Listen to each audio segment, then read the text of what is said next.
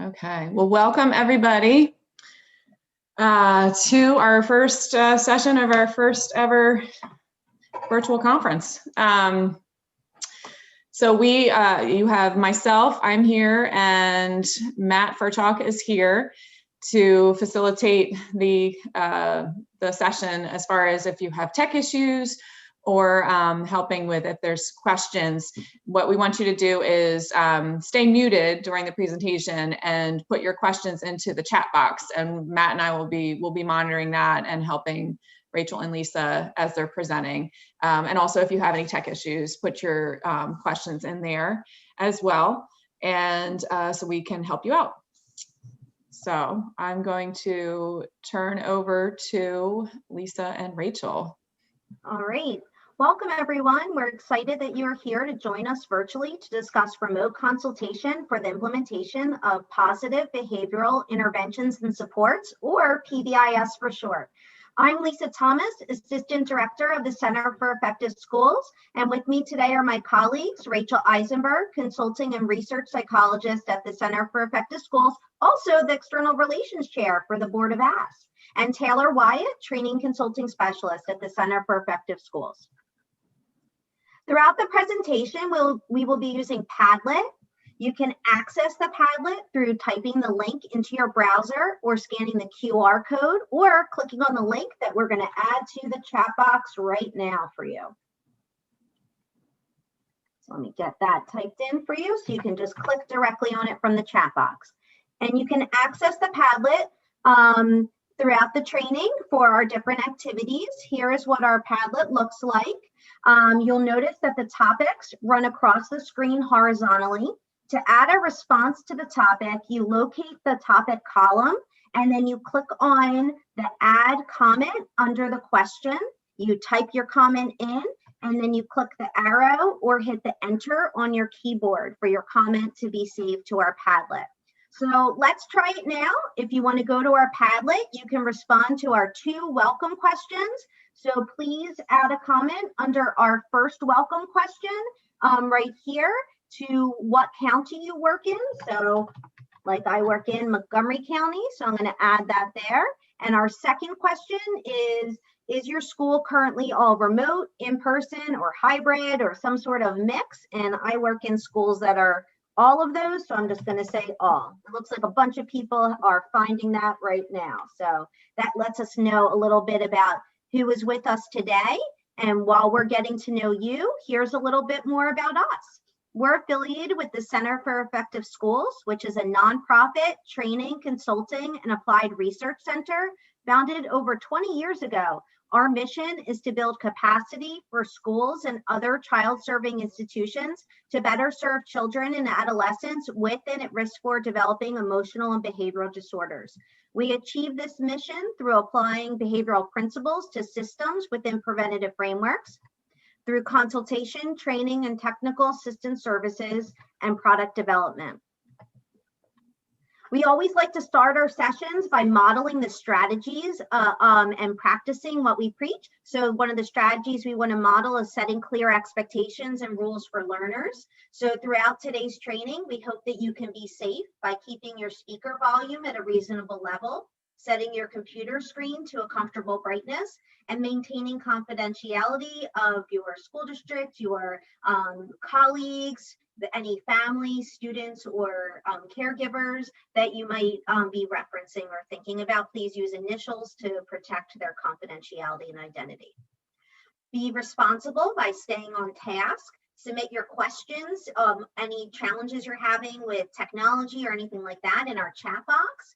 We are going to do a quick activity, so returning from that quick break activity for you to use our Padlet, so returning on time. And if you do need to take a quick personal break, feel free to do so. Just return quickly so you're not missing any of our content. And you can be respectful by listening when others are speaking, using positive comments and supportive language, minimizing other windows, and placing your cell phone on silent and not using it during our training today.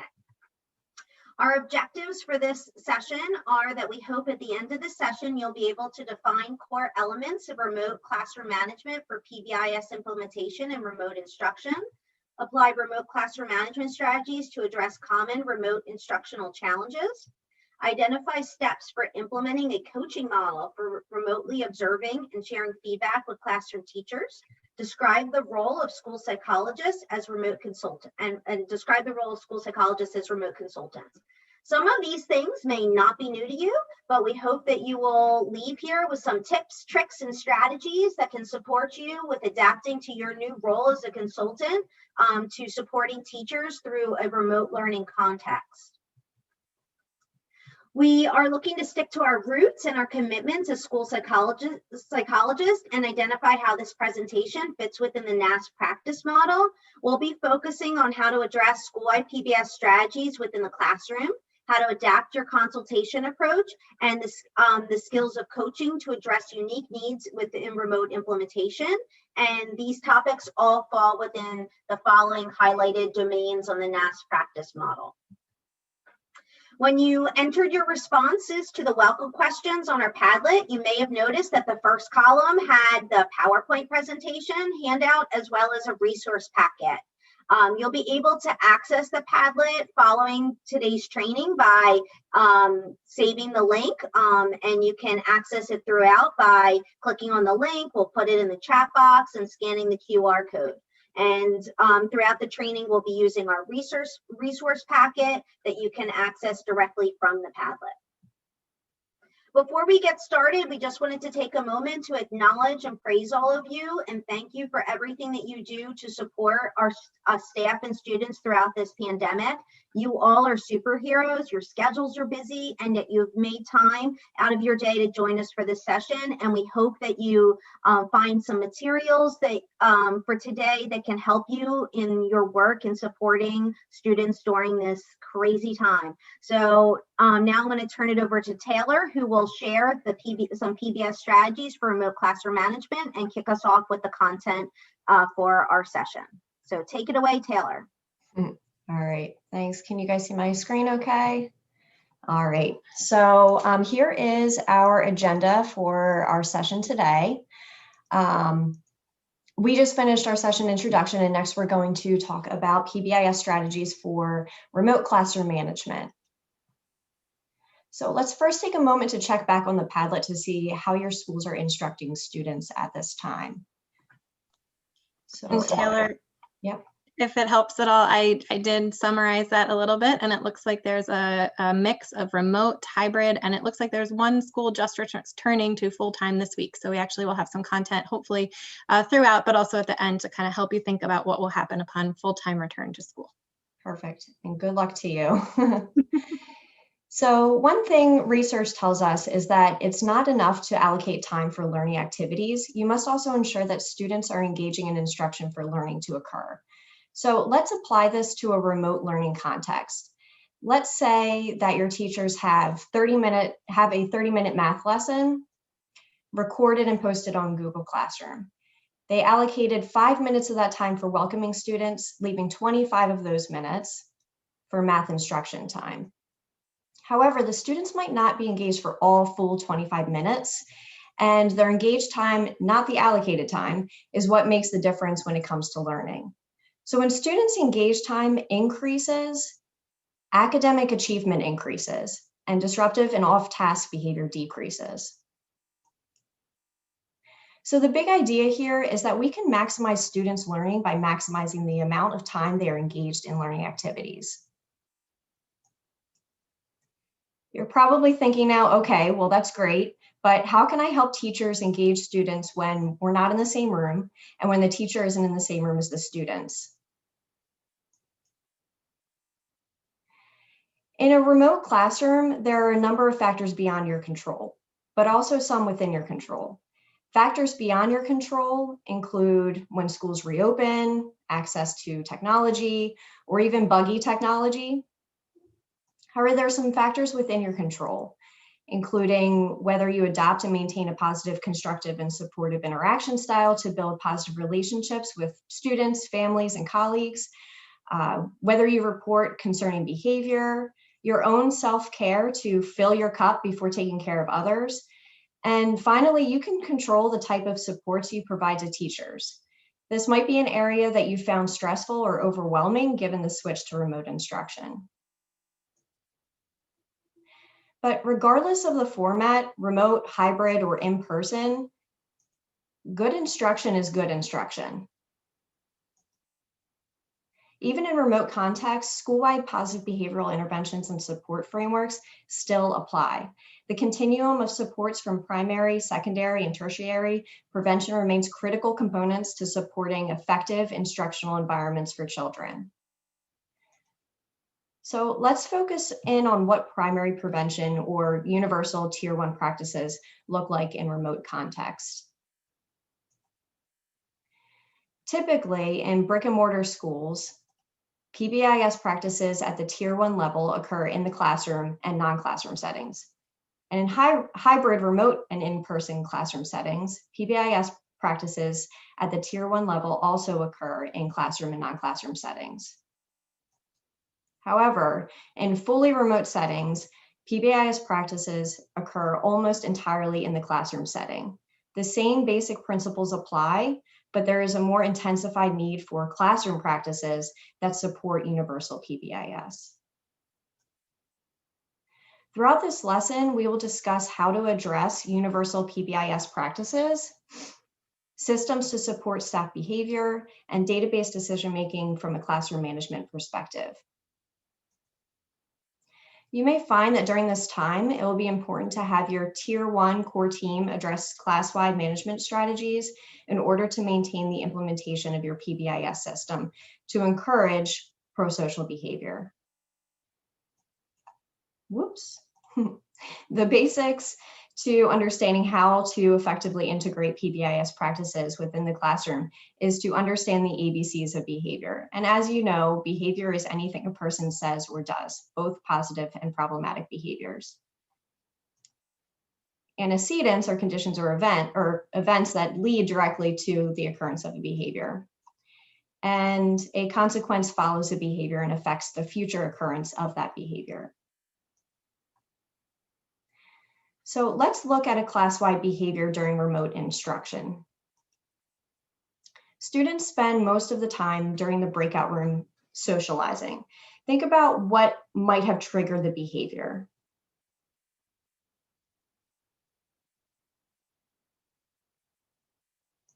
Well, it's possible that students may have been told to get into the breakout room to have a discussion, but were not given specific tasks to complete. So what are some typical consequences that students may have received?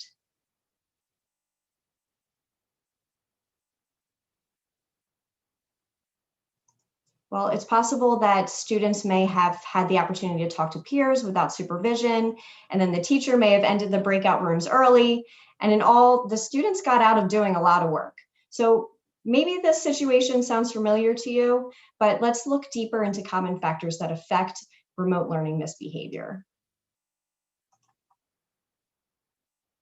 So this is a non-exhaustive list of factors that can lead to misbehavior in remote instruction contexts.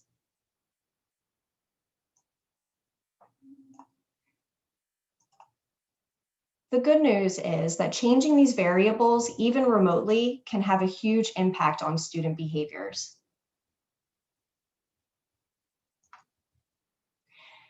To address those variables, let's revisit our ABC framework as a prevent, teach, and respond framework.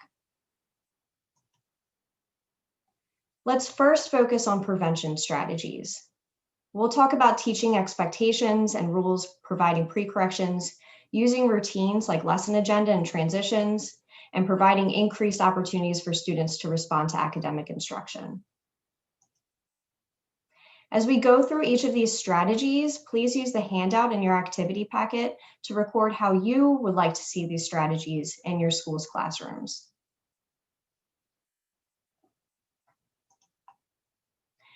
The first prevention skill is to define and teach rules and expectations. The goal for adapting rules and expectations to the virtual context is to create broad expectations and associated concrete rules for remote learning settings that are observable and measurable. This improves student behavior and decreases disruption. Some key adaptations to this skill for remote instruction include being creative in how the rules are displayed and taught remotely, adjusting your activities or settings and the rules that apply, and also considering how to include parents to help them develop rules for the home setting. The big idea here is that teaching behavioral expectations is critical to promoting all students' engagement. And it's especially critical when you are introducing students to a new learning environment and new instructional routines. So consider modifying the classroom expectations to best reflect the expectations for remote learning environments. In developing a remote learning teaching matrix, the first thing you'll want to do is access your school's existing teaching matrix. Then create a template with your existing expectations. Identify the remote learning activities that your students may engage in and list these as activities in your matrix. But remember that some existing rules still apply. Just be sure to consider online specific behaviors and routines that are important to learning in remote classrooms. The final steps then are to consider that it will look like what it will look like for students to follow the classroom rules in the matrix. And list the final list of rules for each expectation activity into your new teaching matrix. But lastly, because remote learning involves home-based settings, think about how you can share the matrix with families. Make sure you even include parents in adapting the matrix for their home setting. Think about what makes the most sense for your school. Keep in mind the greater potential for for parent partnerships during remote learning. So the next prevention skill is pre-corrections. Pre-corrections are prompts or reminders of expected behavior. This improves student behavior and decreases disruption. And a key adaptation to this skill for remote instruction includes providing pre-corrections more frequently, particularly because there are new rules that students must follow remotely and because teachers cannot be there in person to use physical prompting and proximity. Remember that it is never enough to just develop behavioral expectations and list them somewhere. Behavioral expectations only support students when they are effectively taught to students. Teaching can take the form of pre-corrections by reviewing and referencing your expectations. You can pre-correct by reviewing expectations, which includes prompts or reminders for students to demonstrate expected behavior before engaging in undesired behavior, such as at the start of a new activity. This might look like providing informal refreshers on expectations or prompting students to define the expectations. So take a couple of seconds to review these examples.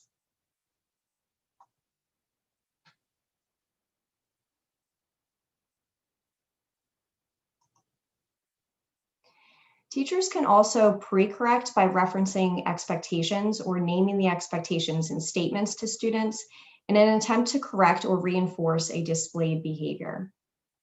This might look like delivering requests or redirections to students or delivering praise to students.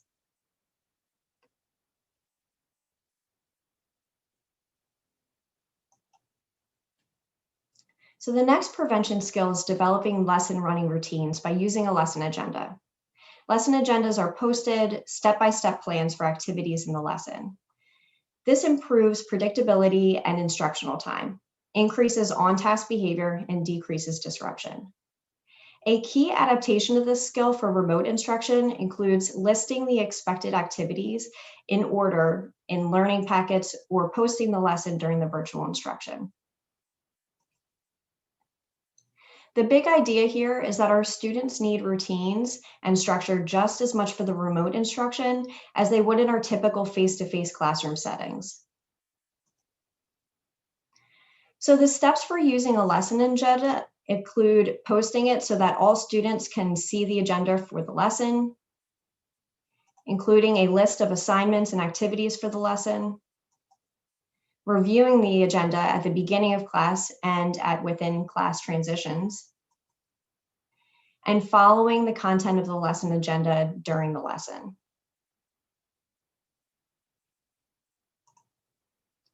Here are a few examples of what a lesson agenda might look like for remote instruction.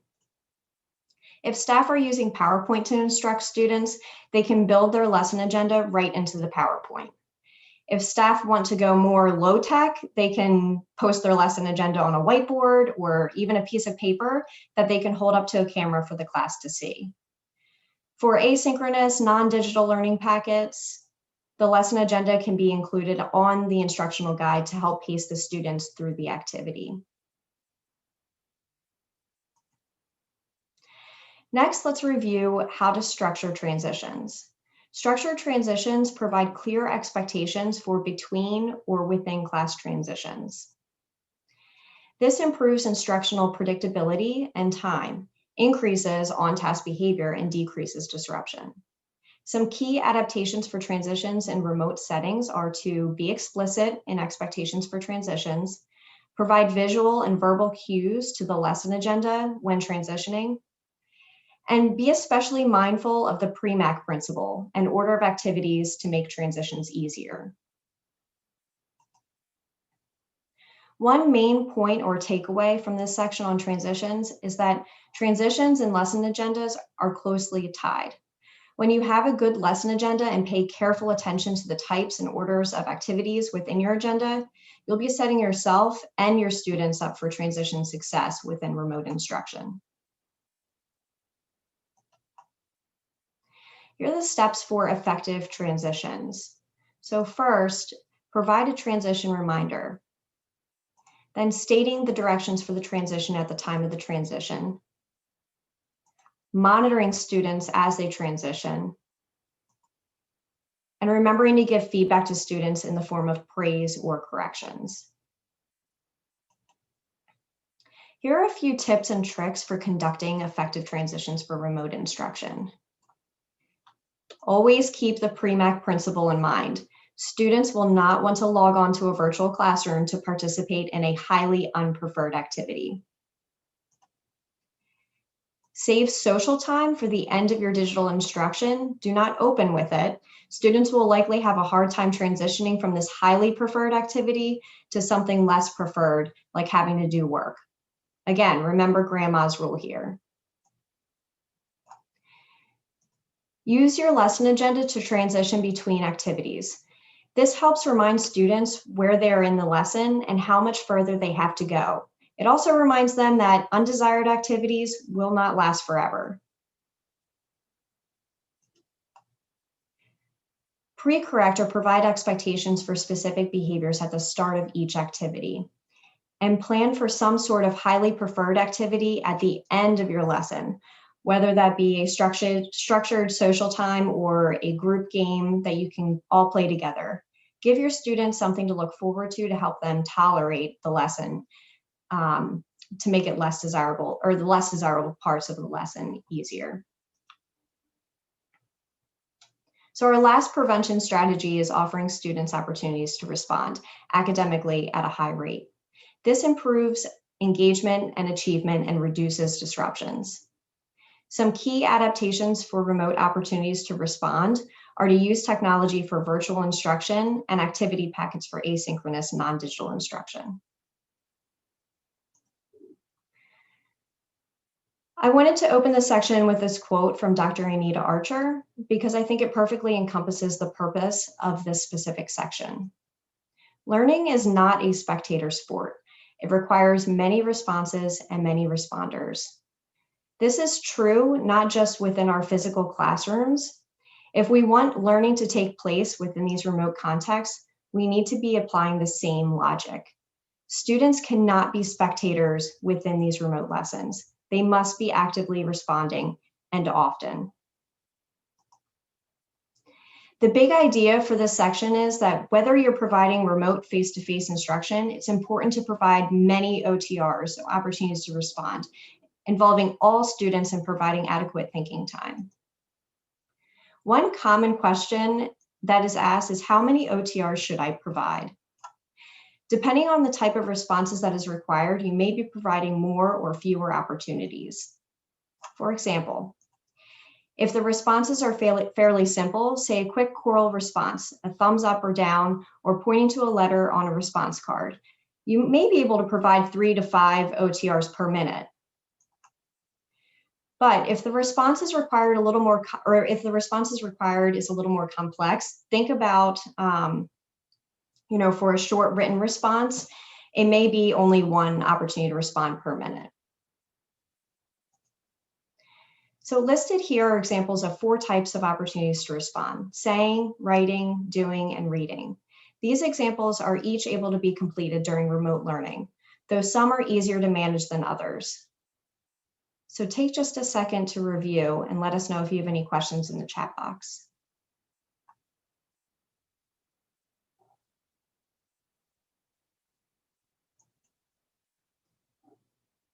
So let's reflect for a second on the prevention strategies. Think about the remote instruction occurring in your setting. Which strategies do you see or think are being used? Which strategies are not being used, and how can you better implement or lead to better outcomes? As you reflect on these questions, let's take a moment to look at the chat box and see if you have any questions for us at this time. There are no questions right now, but feel free to enter questions into the chat if you have questions. I know this is a very quick overview of some classroom management skills that you can use to support teachers. It was intended to be a brief overview, but if you have questions about some more details, please feel free to add that into the chat. Thanks, Rachel. So let's now focus on response strategies. Our first response strategy is for staff to recognize students for following the rules and expectations. This again improves rule following behavior and reduces disruptions. Key adaptations for remote acknowledgements include considerations for virtual privileges and activities in which students can engage. Of course, it is always important to provide behavior-specific praise. The big idea here is being creative with acknowledgements provided remotely can improve behavior. So let's look at the different types of acknowledgements and how you can provide them in a remote learning context. Praise is an easy way to acknowledge students in remote learning contexts. Praise can be verbal, but it can also come in other forms of recognition, like through newsletters being mailed home or on a shared online platform like Padlet.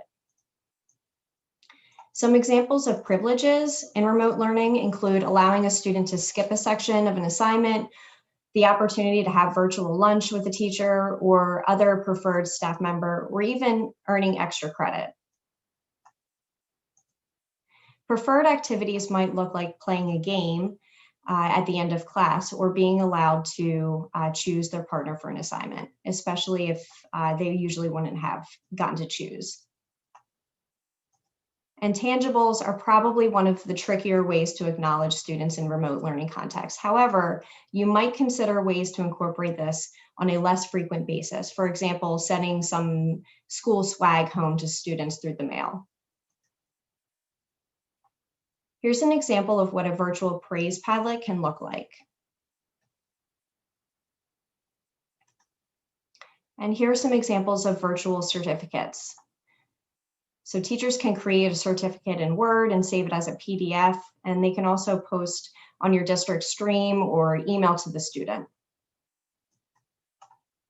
So our last response strategy is a continuum of strategies to respond to inappropriate behavior. And this includes error correction following the undesired behavior. This improves rule following again and reduces disruption. Some key adaptations for remote instruction include labeling and defining problem behaviors in remote settings and determining procedures for privately addressing the behavior with a student. The big idea here is specific redirections is the most effective type of corrective behavioral feedback, even in the remote setting. When defining problem behaviors for remote learning, you may need to revisit the types of problem behaviors with the core leadership team for Tier 1 PBIS. What are the problem behaviors and how will you plan to manage them remotely? These are examples of behaviors including audible disruptions, visual disruptions, or inappropriate chat messages. So let's talk about what steps are needed for corrective consequences. Here's a simple sequence for delivering an effective correction. First, It's always important to make sure your initial request is an effective, brief statement that directs the child what to do and gives the child time to comply. If the student complies with the request, praise the student. But if the student does not comply, provide an effective redirection by letting the student know that they're not meeting the expectations and restate the expected behavior and a positive outcome of completing that behavior. Then follow up. If the student complies with the redirection, praise for compliance. And if the student does not comply, follow through with a negative consequence. So here are a few tips to keep in mind. Specifically regarding live digital instruction, avoid redirecting an individual in front of others as much as possible. Even in a remote setting, embarrassing a student could escalate problem behaviors and result in a power struggle. Remember that these corrections should not be stated as a question, for example, will you, or as a personal favor, I need you to. Questions invite students to say no, and personalizing the request could result in a power struggle. So take a moment to reflect on the responding strategies. Think about the remote instruction occurring in your setting. Which strategies do you see or think are being used? Which strategies are not being used? And how can better implementation lead to better outcomes? As you reflect on these questions, let's take a moment to look at the chat box again to see if you have any questions at this time. I see that there are a couple of questions. And so I have a couple of thoughts, and Lisa and Taylor, if you want to chime in with some other thoughts in responding to these questions, feel free. The first question is, were there any suggestions on how teachers can shift attention to monitor learner engagement when you have in-person and virtual students remotely at the same time, which is certainly a challenge. And so one thing I'm thinking for that group of students or that classroom would be to use different opportunities to respond for all the students at the same time that could be applicable to all the students at the same time. So things like pointing or writing response options to engage the kids, like using response cards or short answer questions, thumbs up or down, writing on whiteboards.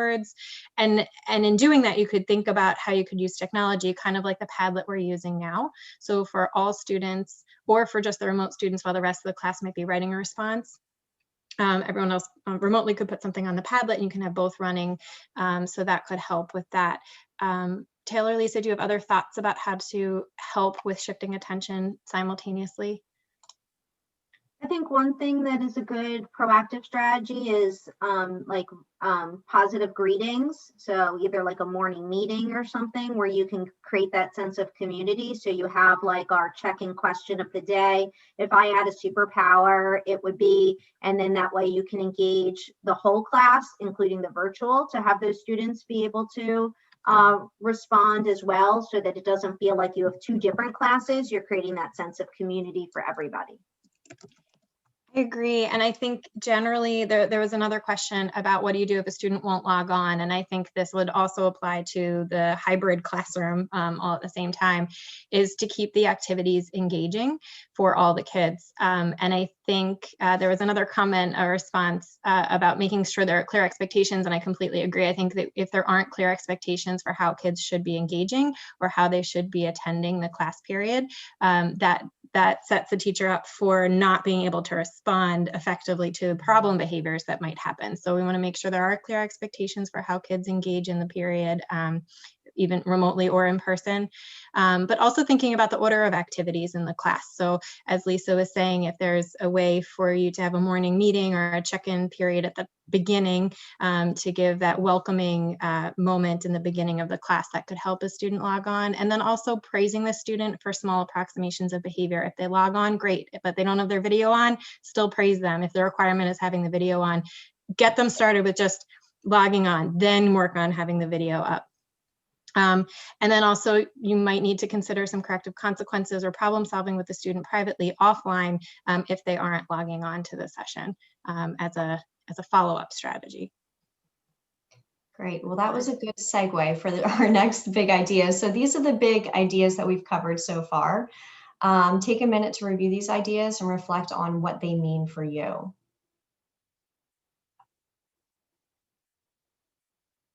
And then I'm going to stop sharing.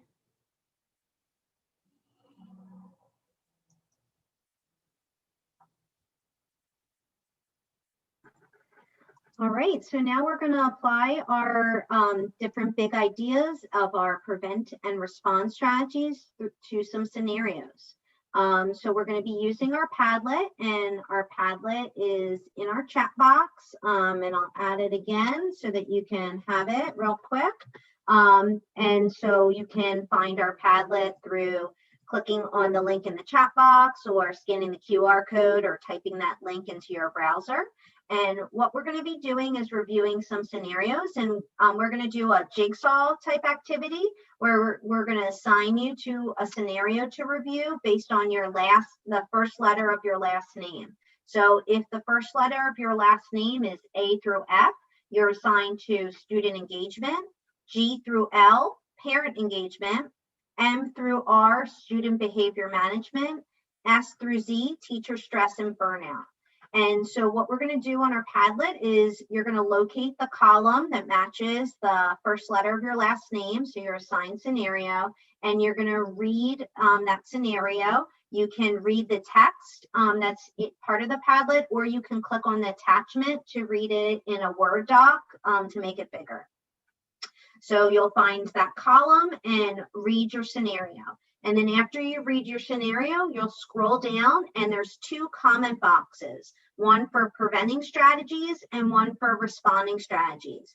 And in those comment boxes, you'll type your comment as to reacting to the strategy, what would be a preventing strategy you would recommend, and a responding strategy you would recommend to help the individual that you're consulting with respond to the different scenario, the challenge that they're having in that scenario. So we're going to go ahead and have you go to the Padlet and go ahead and find your assigned scenario, read that, scroll down, and then add your comment for preventing and responding strategies. If you don't remember all the preventing and responding strategies that Taylor just reviewed, don't worry. You can click on our resource packet and you can click open in a new window, and all of them are listed right here for you. So you can review those when you're thinking about what recommendation you might make to your consultee to help them overcome the challenge in the scenario that they have there. So take about 5 minutes to read the scenario and then add a comment to preventing and responding strategies, and then we'll come back together and review those.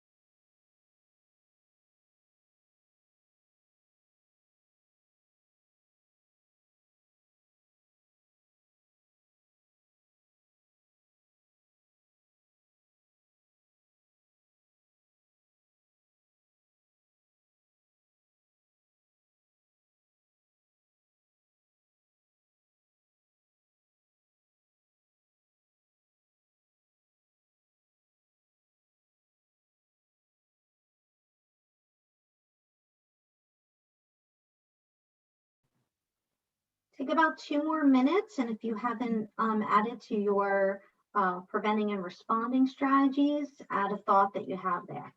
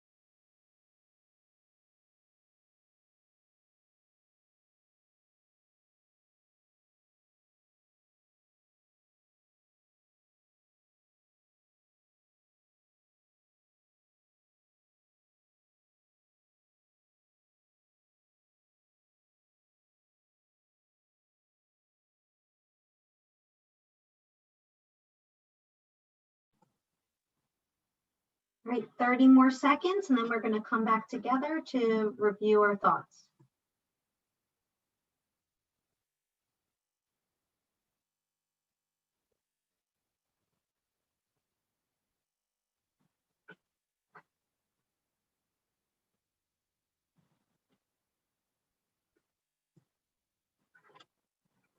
All right, so if you're still thinking through it, that's okay.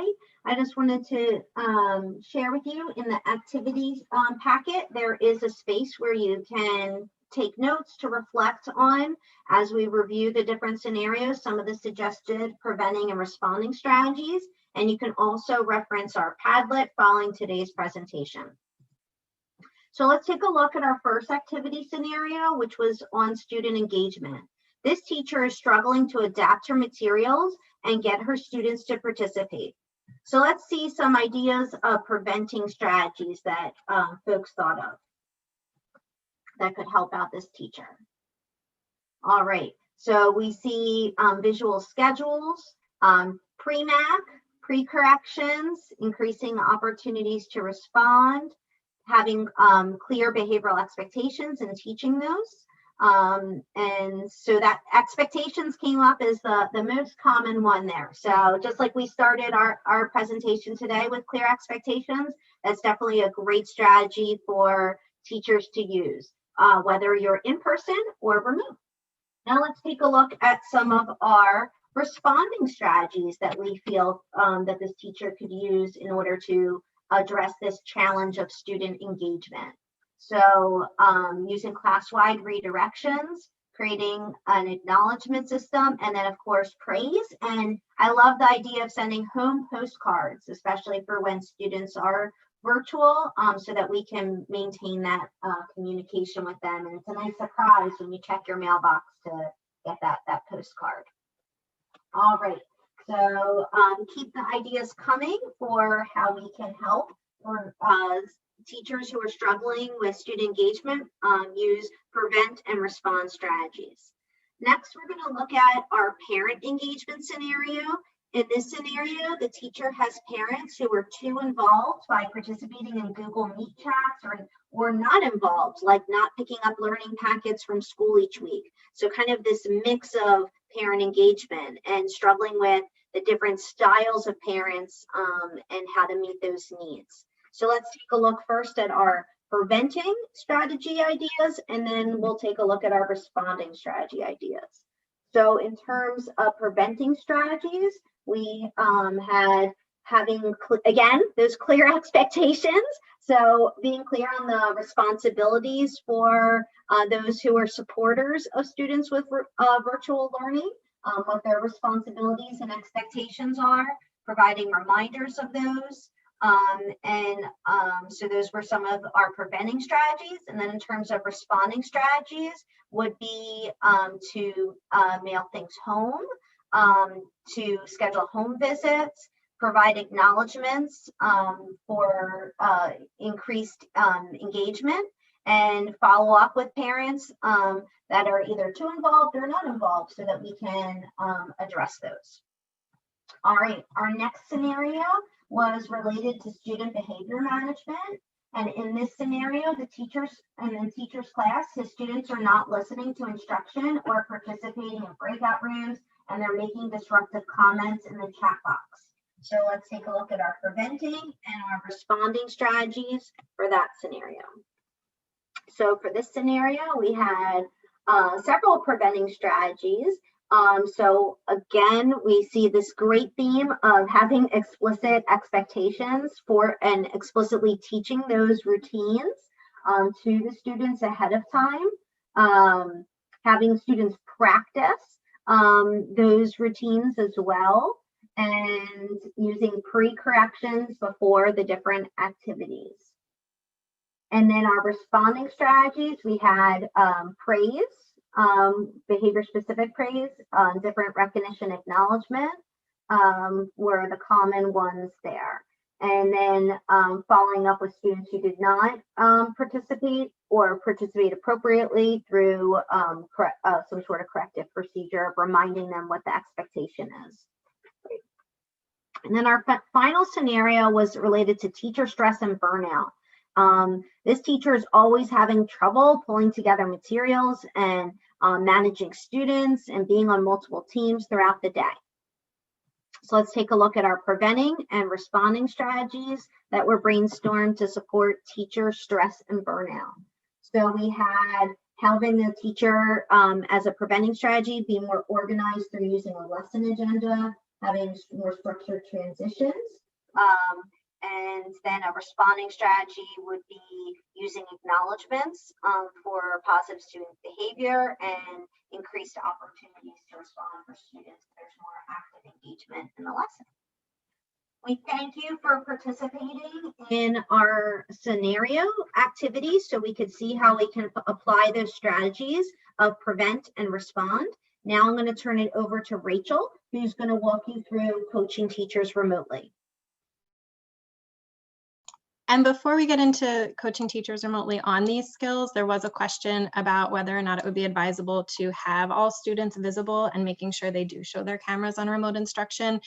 I think we need to be mindful of students' different living environments, and as we all are thinking about equity issues and social justice issues, we need to be a little bit careful in mandating whether or not students have their videos on. So it may differ by your site, and you may have other requirements that you need to consider as to whether or not students should have their video on, but I think you need to be very careful about mandating that. That would be my recommendation. Okay, so now let's move into coaching teachers remotely now that we have these basic ideas for how to prevent problem behavior and respond to problem behavior and respond to pro-social behavior in the remote classroom. When we think about why we need to support staff, it's not foreign to what we do as school psychologists, but as we think about what supports classroom staff need, most educators don't get enough pre-service education and classroom management. In fact, frustration with managing challenging behaviors is one of the top reasons why teachers leave the profession. So it's important to train teachers on classroom management, but that's not sufficient. We know that training alone doesn't impact behavior over time. So we do know that there are positive effects on teacher outcomes when training is supplemented with a combination of ongoing self-management and coaching, consultation, and performance feedback.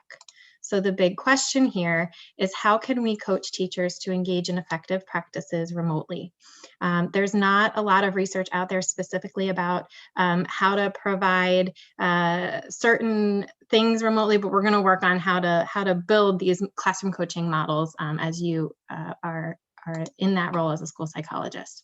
So here are some remote consultation challenges that you might encounter.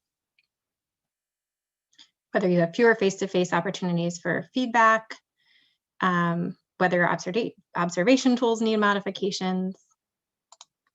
But the good news is that a strategic approach to coaching can address many of these challenges. So good news, consultation is consultation. Good practice is good practice, regardless of the format, whether it's remote, hybrid, or in person.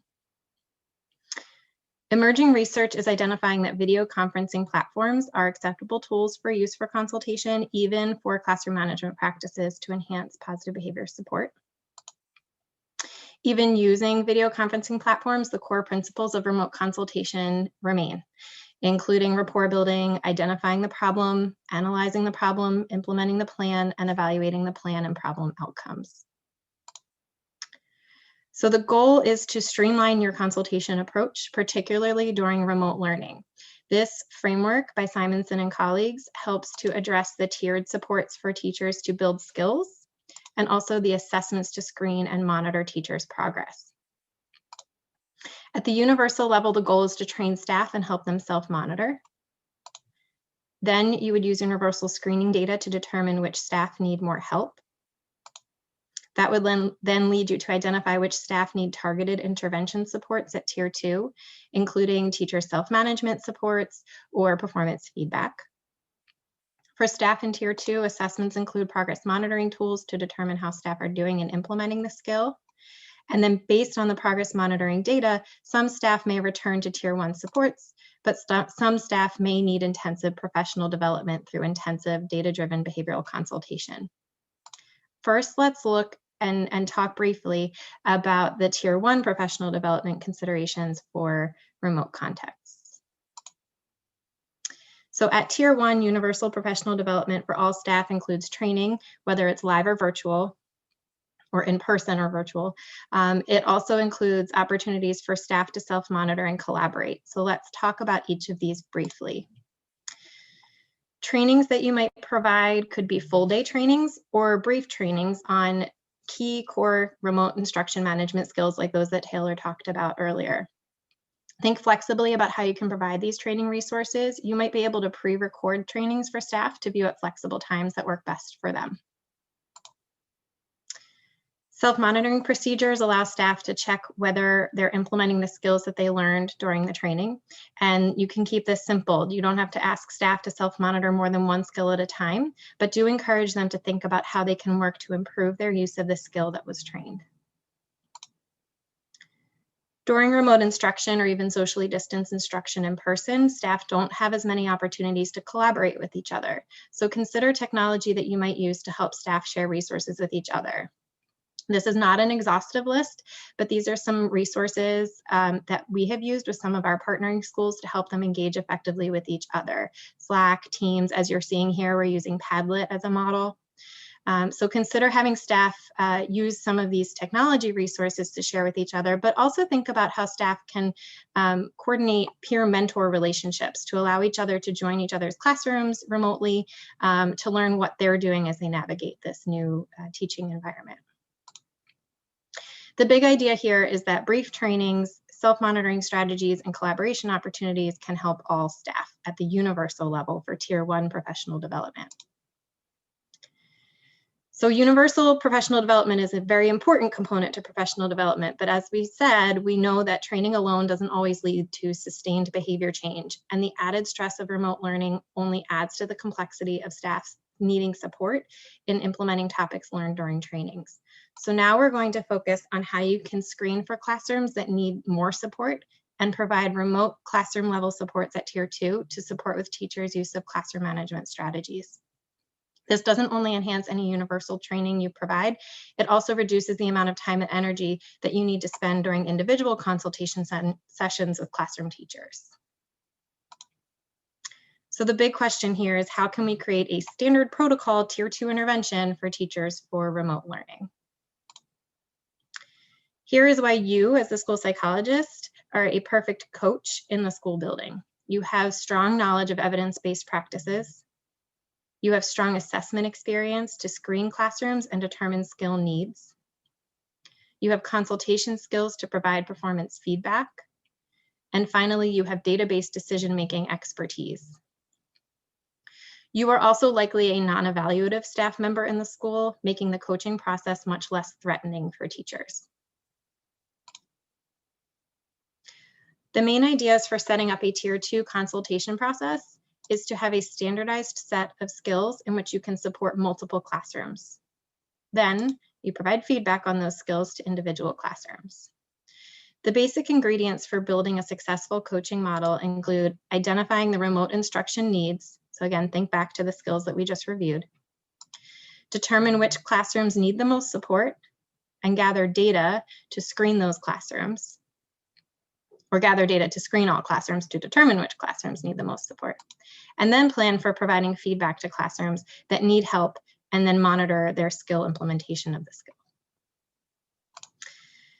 So this builds that classroom coaching model to observe and provide feedback to the classrooms on a regular basis. And you do this until your classrooms improve to a predetermined level that you would want them to be implementing the skill. We're going to walk through the development of this remote coaching model by addressing the 5 W's and how often of coaching. As we go through each of these steps, you can use the handout in your activity packet to record how you would like to try these strategies to build a coaching system in your school. So the first question is why? So why are you coaching? What is the purpose of your coaching? Develop your goal. Here are some questions to consider in determining whether you may benefit from coaching for remote implementation of PBIS in your building. Does your school experience high reports of problem behavior, especially in the virtual context?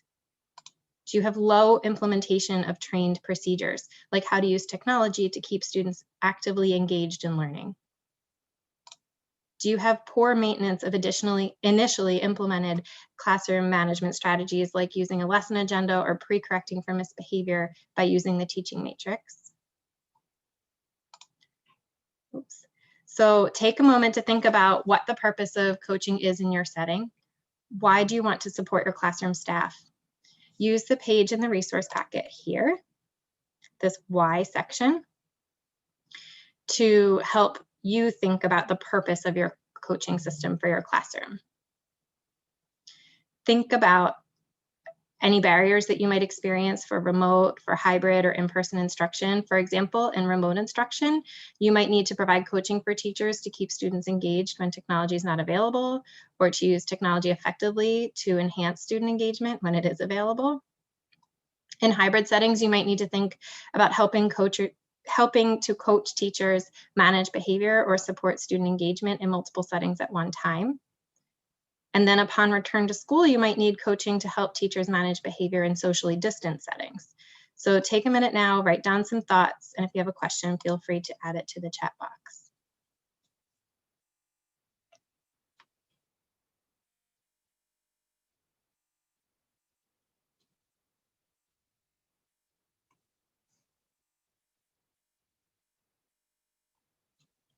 Okay, let's move on to the who of coaching. So think about who will serve as coaches.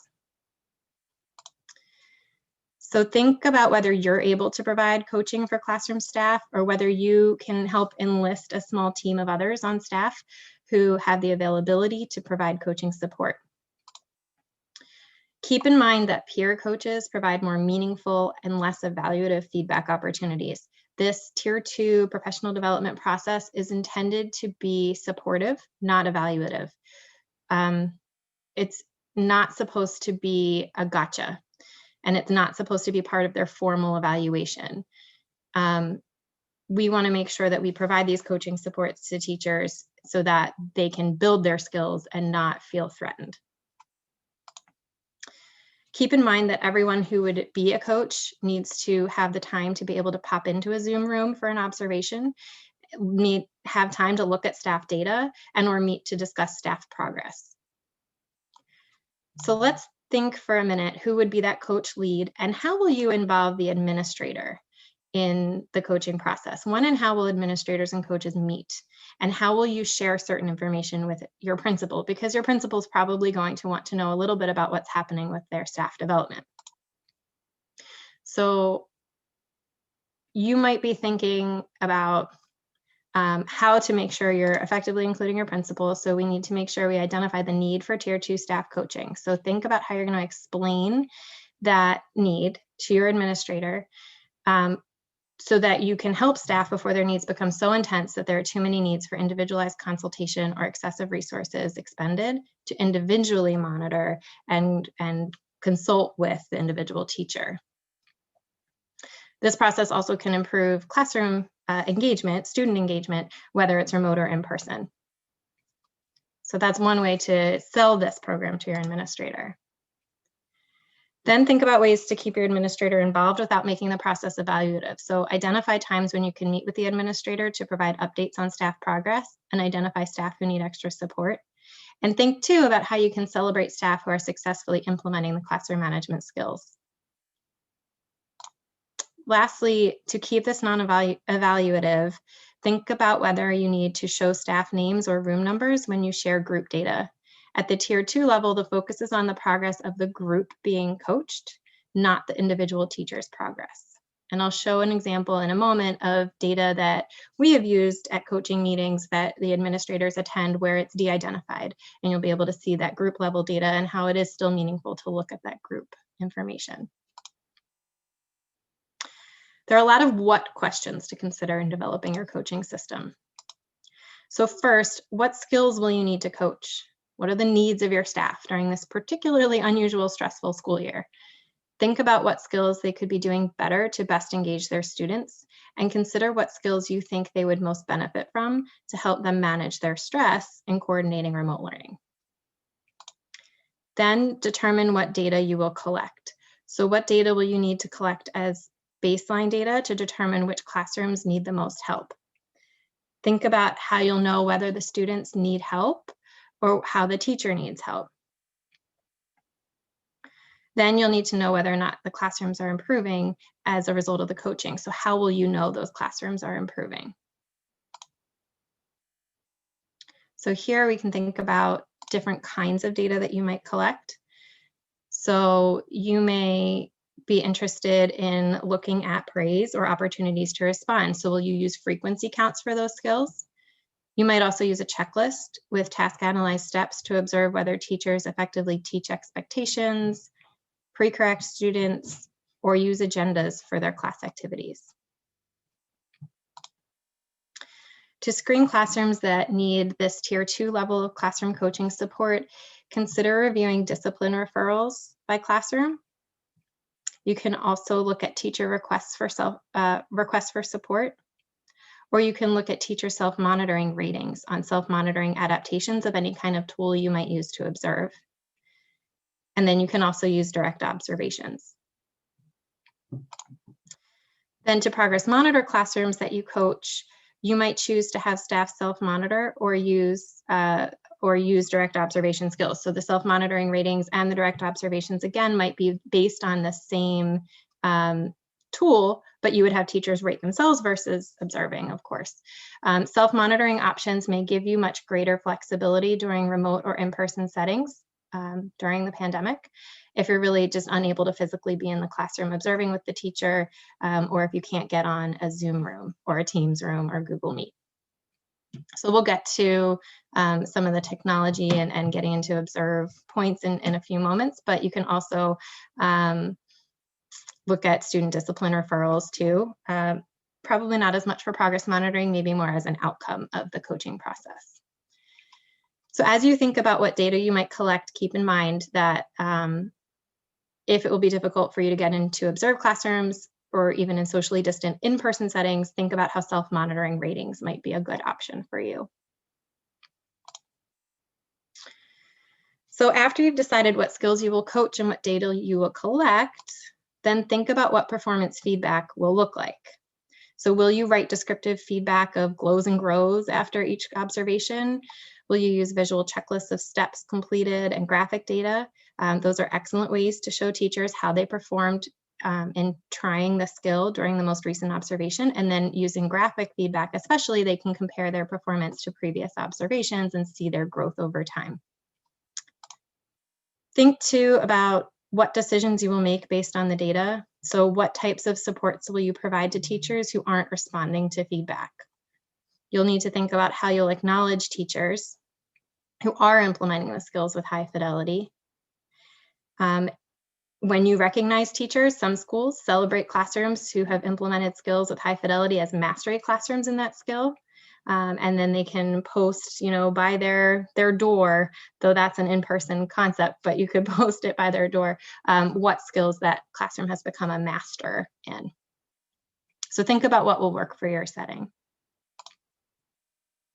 let's take a quick look at a school in which we coach 10 classrooms. We coach these classrooms on their use of praise ratio. And the goal was to have 4 praise statements to every 1 correction. By around week 6, classrooms had generally improved to meet the goal. But there were a couple of classrooms that were stragglers. And these 2 classrooms did not meet the goal. They needed continued coaching by week 9 and 10. So when we were looking at this data, we thought, well, can the rest of the classrooms move on to a new skill that the team wanted to start coaching?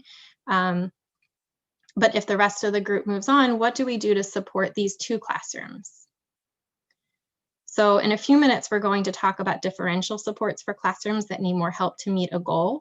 But this is also one way that we also shared data with the administrator so they could see as a group, their staff were improving in a skill. And this was then again, non-evaluative, and the principal got some feedback, but didn't have to see individual student scores.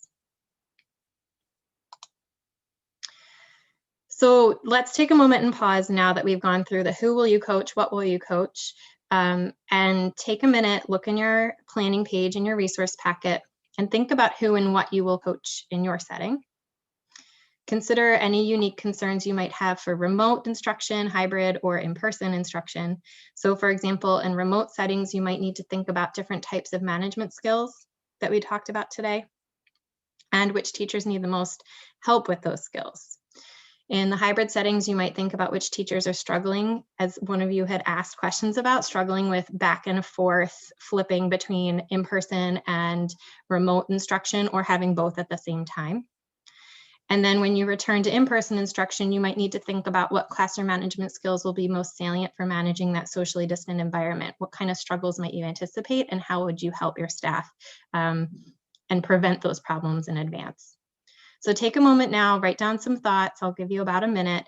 And if you have a question, again, feel free to write your question in the chat box.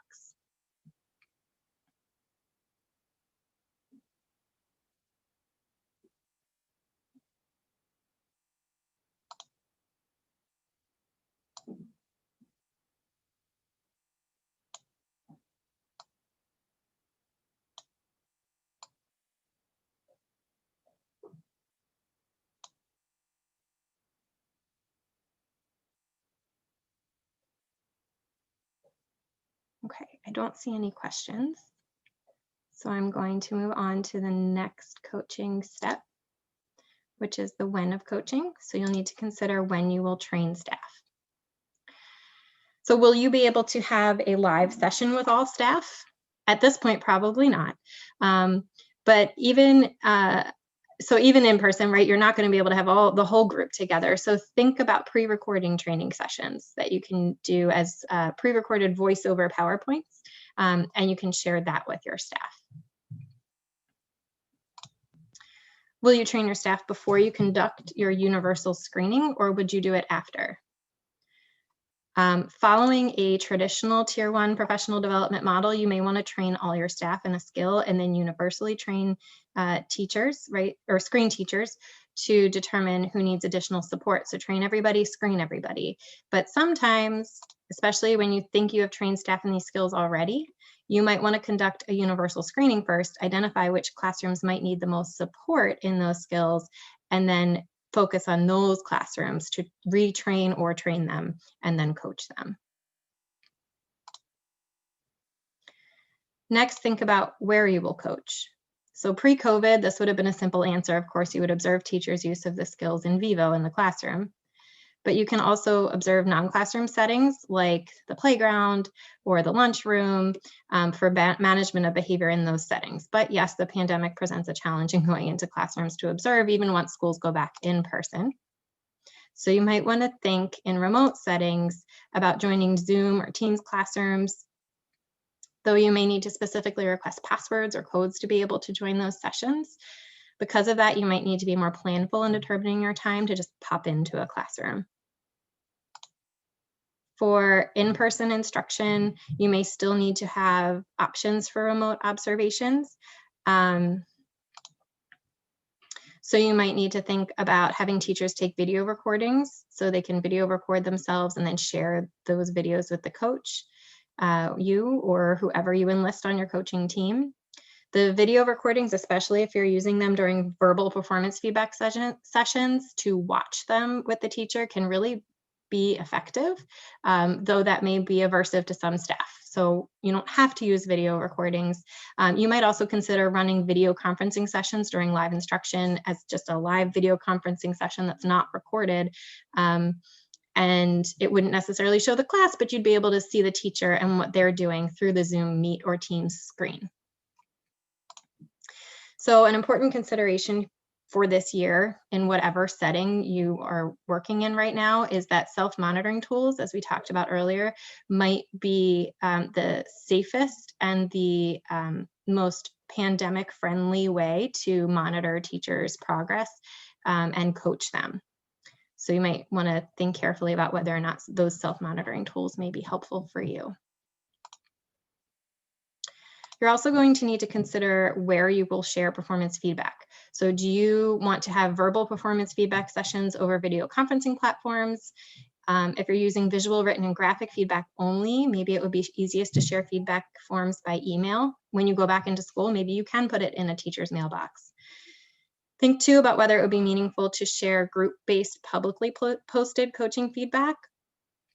So again, de-identified, but group-based publicly posted feedback can be very effective if you're coaching everyone in the building and want to show everyone's progress in meeting the skill. It adds a level of motivation to staff because they know that their data is contributing to the group level data that's posted for everybody to see. Finally, where will you store the data that you're gathering? You'll want to keep the data in a place where you and any other coaching team member, whether it's your counselor or instructional support specialist, that you can all easily access it to enter your data and track progress over time. But you also want to make sure that this information would be confidential from others, including other teachers and other administrators. Confidentiality here is critical. You want to make sure the data aren't stored in a location where others can see teachers' progress, including the administrators, because this is not intended, again, to be a part of the teacher's evaluation. If the administrator wants to know how a teacher is doing on a skill, that administrator can use the tool to observe in the classroom. You have the tool, but the coaching data is intended to be supportive for professional development. So our final question in developing a coaching model addresses how often.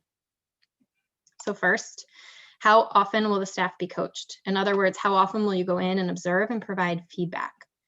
Ideally, you will coach weekly, but it may only be feasible to do it bi-weekly. Some other things to consider include how many classrooms you are coaching, the number of coaches you have. Are you it? Are you the only person in your building who can do this? And that may be possible. So think about what's feasible for you. Think about your other responsibilities and time commitments. So be mindful of what would work and set up a model to fit within the constraints of the time and responsibilities that you and or anyone else who helps with coaching would have. It might take about 30 minutes if you're doing a traditional observation. If you go into a Zoom room and you observe and you then want to provide feedback, even if it's on a written feedback form, the whole process for the week for that teacher might take about 30 minutes. So think about what other time commitments you have and plan accordingly. Next, think about what dosage of coaching will be necessary in order for staff to make improvements on the skill. So some staff may need more support than others, and some skills are more difficult than others. And you want to think about developing decision rules for how long you will coach a skill in this format before a teacher might need more intensive supports. Then you would decide what those intensive supports look like. Then think about when and how often you'll revisit a skill to check on whether the staff are implementing that skill with fidelity, whether that's yearly, quarterly, monthly, whatever would work for your setting. So when we think about how to support staff differentially, we put together decision rules. And so in this decision rules sample, you may set a goal for mastery for each skill to be maybe 3 out of 4 observations at the goal level for that skill. In one school we work with, we set tiered steps for intensive coaching supports. So at the first step, so the universal is training for all staff. That's the little rectangle at the bottom. Then within the tier 2 of coaching at that first green step, the staff received a feedback form with visual and graphed data and written celebrations and 1 recommendation for improvement for the week. And then the coach would also verbally explain the form to the teacher. At the second step, after 2 consecutive observations that were below the goal level of expected performance for that skill, for example, 4-to-1 praise to correction ratio, the coaches would then add opportunities for modeling the skill in the classroom for the teacher, or they would complete a written action plan with the teacher so that the teacher would write down specific steps of exactly what they were going to do to implement each step of the skill. At the third step, after another 2 consecutive observations below the goal, the coaches brought the conversation to the coaching team to discuss how to best support the teacher. To help clarify this visual for the team, they put together a detailed table outlining all of the possible scenarios that they might encounter and how they would address the teacher's needs, and putting this together in advance gave them a very easy way to manage things throughout the school year. So now let's wrap up your planning page in the resource packet. So take a minute, think about when you will train and where and how often you will coach staff. Some considerations for the remote, hybrid, or in-person differences that you may, the environments that you might be in now. Think about in remote settings, can you even join the virtual classroom? And how would you make that happen? For hybrid settings, will pre-recorded trainings give you more flexibility for when to train staff in a skill, or for training staff in different skills at one time, based on how the staff are teaching? Or for in-person settings, think about how you'll safely observe in the classroom. Can you use a video conferencing platform? And will self-monitoring tools generally provide you with more flexibility? So take a moment to write down some thoughts, and I see a question in the chat box. I'm going to take a moment to take a look at that. And if you have any other questions, feel free to add them.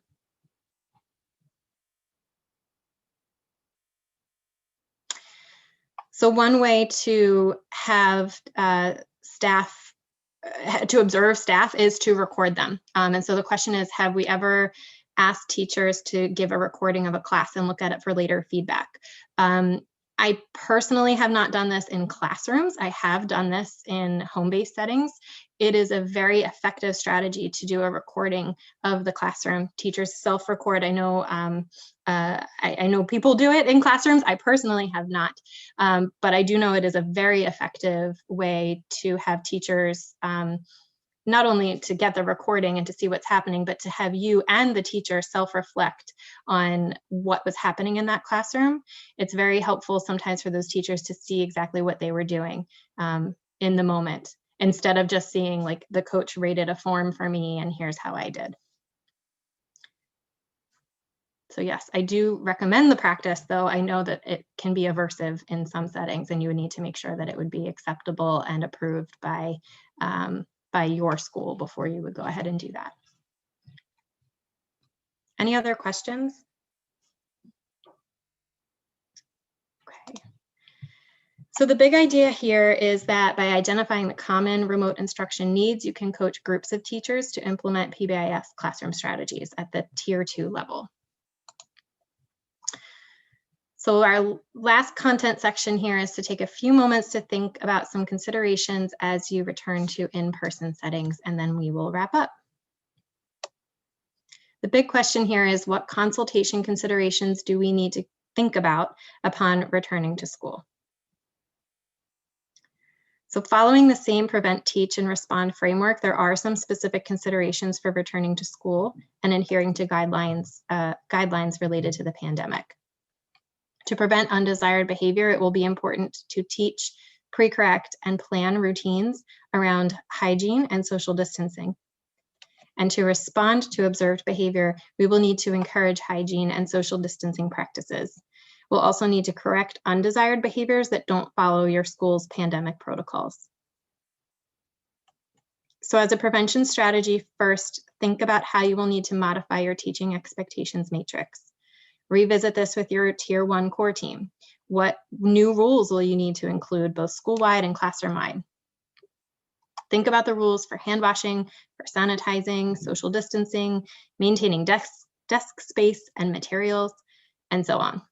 Then make sure you explicitly and formally teach these rules for students when you return to school.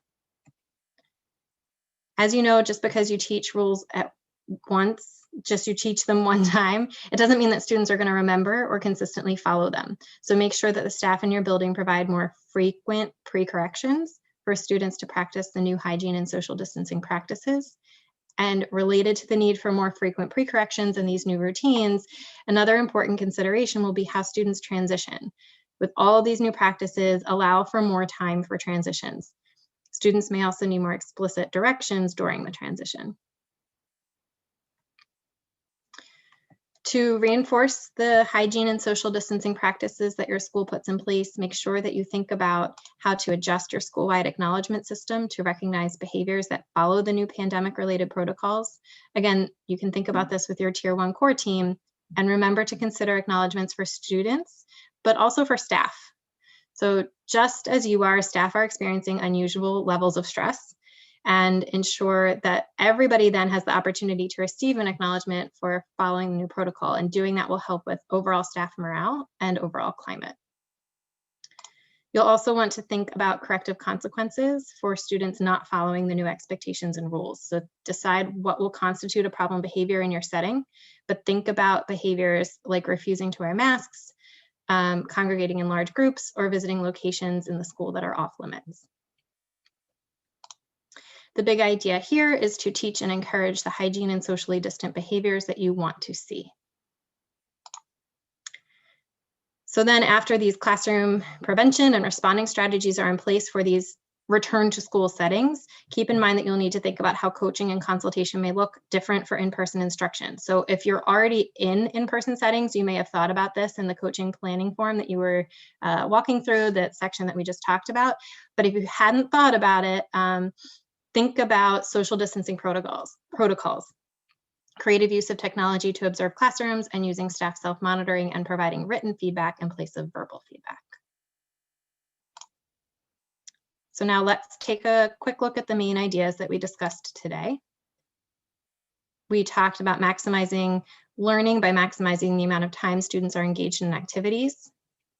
We talked about how good instruction is good instruction, even remotely.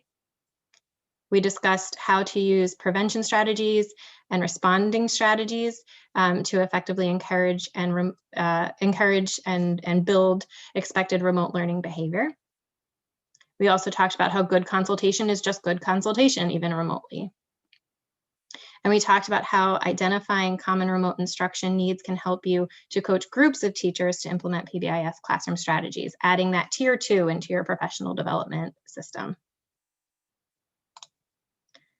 So I'm going to check the chat box again for any questions that have been entered in there, or you can add any other questions here. In the meantime, here's some virtual learning tech humor, an opportunity for you to ask more questions. Here are our references for today. And that's all we have for you. We will take some time for questions, but thank you for joining us. If you have any other questions for us that pop up after we're done today, please email us at centerforeffectiveschools@devereux.org.